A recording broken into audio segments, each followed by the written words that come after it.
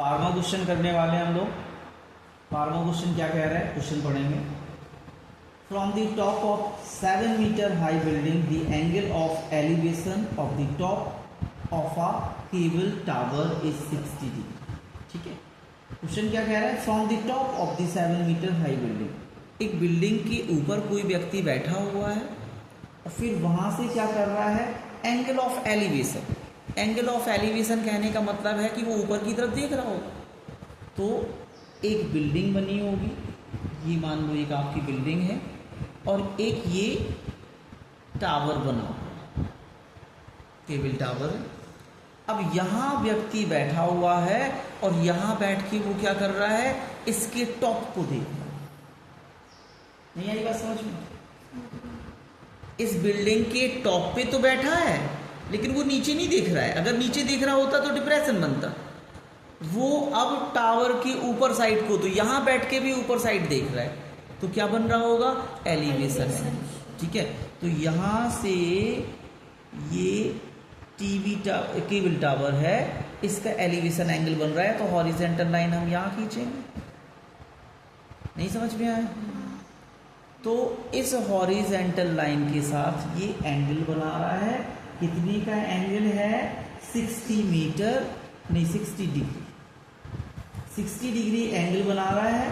ठीक है, बिल्डिंग का हाइट कितना है, बिल्डिंग का हाइट है 7 मीटर। ठीक है, बिल्डिंग का हाइट कितना है, 7 मीटर। इतना समझ में आया? नहीं आया समझ में? ठीक है, 7 मीटर हाई बिल्डिंग के ऊपर बैठा हुआ है, वहां से एक केबल टावर का एलिवेशन एंगल बन रहा है, यानी वो ऊपर की तरफ, टॉप की तरफ देख रहा होगा। तो ये हमने एक एलिवेशन एंगल बनाया। अब वो कह रहा है the angle of the depression of the foot of the cable tower. अब वो यहीं से बैठा बैठा केबल टावर के नीचे देख रहा है, उसके फुट पे देख रहा है। ठीक है ना, तो यहीं से बैठा, अब उसने देखा नीचे साइड, तो कौन सा एंगल बनेगा, डिप्रेशन। तो डिप्रेशन एंगल बन रहा है आपका कितने का, 45 डिग्री। तो डिप्रेशन एंगल हमेशा ऊपर वाली हॉरिजॉन्टल लाइन से बनता है, तो 45 डिग्री यहाँ बनता है। ठीक है, हमने क्या किया, इसके एक यहाँ पे नीचे पे ग्राउंड में एक हॉरिजॉन्टल लाइन खींच दी। अब ये एंगल और ये एंगल इक्वल होते हैं, क्यों, अल्टरनेट एंगल, अल्टरनेट। ठीक है ना, ये कौन से एंगल है, अल्टरनेट एंगल। तो जितना एंगल यहाँ बनेगा, डिप्रेशन एंगल बनेगा यहाँ, लेकिन इतना ही एंगल अल्टरनेट होने की वजह से यहाँ, हम इसे भी मेंशन कर देंगे क्वेश्चन। ठीक है ना, जब सॉल्व करेंगे ना तो मेंशन कर देंगे ये दोनों बराबर। ठीक है, अब वो आगे क्या कह रहा है, determine the height of the tower. हमें टावर की हाइट फाइंड करनी है, सो हम लेट कर लेंगे कि ये कितना है, h मीटर। ठीक है, यहाँ हम लेट करें, ले लेट हाइट ऑफ टावर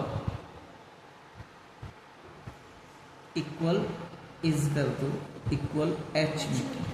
ठीक है, अच्छा ये 7 मीटर हाई बिल्डिंग थी, तो टावर यहाँ तक कितना होगा, 7 मीटर ही होगा, नहीं होगा भाई, ये पैरेलल दोनों खड़े हुए हैं। ठीक है, इधर जितना हाइट है उतना ही हाइट यहाँ होगा, तो ये आपका कितना होगा, 7 मीटर। अब टोटल हाइट कितनी है, h, टोटल हाइट कितनी है, h। अब 7 मीटर यहाँ से निकल गया, तो यहाँ कितना बचेगा, h - 7। पूरे में से इस पार्ट को हम माइनस कर दें, तो h - 7 बचेगा। ठीक है, मीटर में ये भी होगा।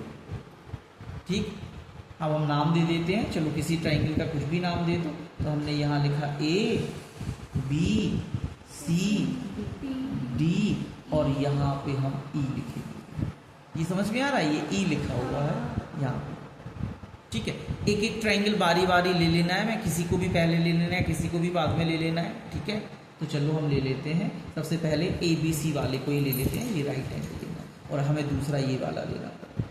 ठीक है, अच्छा ये और ये दोनों सेम है, क्योंकि ये दोनों भाई परपेंडिकुलर खड़े हुए हैं, एक दूसरे से पैरेलल हैं, तो जब यहाँ भी परपेंडिकुलर यहाँ भी परपेंडिकुलर तो ये दोनों पैरेलल लाइनें होंगी, ठीक है, और पैरेलल लाइनें सेम होंगी, ठीक है। तो हम पहले ट्राइंगल ABC को ले रहे हैं, तो हम लिखेंगे बाय ट्राइंगल ABC। क्लियर हुआ, ठीक है। अब ट्राइंगल ABC यूज कर रहे हैं, परपेंडिकुलर और बेस यूज कर रहे हैं, तो हम क्या लेंगे, tan थीटा ले लेंगे। तो हम लिखेंगे tan थीटा इक्वल क्या होता है, परपेंडिकुलर अपॉन बेस, ठीक है। हाँ, थीटा की वैल्यू कितनी यूज हो रही है यहाँ पे 45। अच्छा, हमने कल बताया था कि अगर एंगल 45 है तो परपेंडिकुलर और बेस कैसे होंगे, इक्वल। ये 7 है तो ये भी 7 आएगा ही आएगा। अगर आप सॉल्यूशन में गड़बड़ी कर जाते हो, दोनों इक्वल नहीं आ जाते हैं, तो समझ जाइए आपने गड़बड़ किया। एंगल 45 है तो बेस और परपेंडिकुलर सेम होंगे, अदरवाइज बेस और परपेंडिकुलर सेम है तो एंगल 45 ही होगा। ये क्वेश्चन एग्जाम में पूछ ले जाएगा आपसे, तो आपको ये भी नॉलेज है, ठीक है। तो हम निकाल देते हैं, देखो 7 ही आएगा। यहाँ पे हम एंगल यूज करेंगे 45 इक्वल, परपेंडिकुलर कितना है, वैसे तो BC है, हम 7 रख दें, और बेस हमें नहीं पता है तो हम इसको AB ही रखे दे रहे हैं। यहाँ पे tan 45 कितना होता है 1, अपॉन में भी कुछ नहीं है तो 1 मान लेंगे। 7 अपॉन AB क्रॉस मल्टी करेंगे, AB इक्वल कितना आ जाएगा 7 मीटर। इसे इक्वेशन फर्स्ट। अब सेकंड ट्राइंगल को भी यूज कर लेंगे, तो सेकंड ट्राइंगल कौन सा यूज करना है, CED, ये वाला, ठीक है ना, CED ये वाला यूज करना है। तो हम लिखेंगे नाउ बाय ट्राइंगल कौन सा, CED, ठीक है। इसमें भी tan थीटा यूज होना है, तो tan theta equal perpendicular upon base. Theta कितना यूज हो रहा है 60 डिग्री, तो tan 60 डिग्री इक्वल परपेंडिकुलर कितना है h-7, h-7 यूज हो। बेस कितना है CE है, ठीक है। हमें पता है CE और AB इक्वल है, हम लिखेंगे सिंस CE इक्वल है AB, सो हमारा कितना आ जाएगा, tan 60 की वैल्यू रख दें, √3 इक्वल h-7 और AB। अब AB की इक्वेशन फर्स्ट से वैल्यू कितनी निकली है 7, तो हम यहाँ पे 7 पुट कर देंगे, तो हो जाएगा हमारा √3 इक्वल h-7 अपॉन 7। यहाँ कुछ नहीं है तो 1 कर लेंगे, क्रॉस मल्टी कर लेंगे, तो कितना आ जाएगा √3 इंटू 7 इक्वल h-7, ठीक है। हम इस वाली साइड को इस तरफ लिखे ले रहे हैं, तो h-7 इक्वल आ जाएगा 7√3, 7 को हम वहाँ भेज दें तो h इक्वल आ जाएगा 7√3 माइनस 7 कॉमन लिया जा सकता है, तो √3 माइनस 1 मीटर।